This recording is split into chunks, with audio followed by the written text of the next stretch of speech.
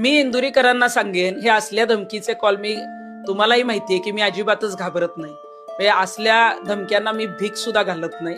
आणि जेव्हा तुम्ही म्हणताय ना की असले कॉल करू नका, कॉल नाही करणार. मी तुम्हाला जाहीर सांगतेय की मी तुमच्या विरोधात बोलणार. तुम्ही जे चुकीचं सांगताय त्याविषयी आवाज उठवणार.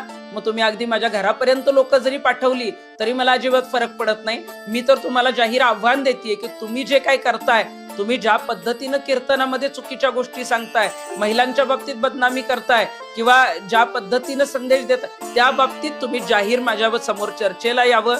मी सांगते तिथं नाही, तुम्ही तारीख सांगा, वेळ सांगा, ठिकाण सांगा. मी जाहीर चर्चा करायला तयार आहे. मीडियाच्या समोर चर्चा करायला तयार आहे. तुम्ही मला काही प्रश्न विचारा, मी तुम्हाला प्रश्न विचारेन आणि त्यामध्ये जे कोणी सरस ठरेल, जे कोणी उत्तरं देईल, त्यानुसार समोरचा निर्णय असेल. जर हिंमत असेल ना तर माझ्या समोर जाहीर चर्चेला या.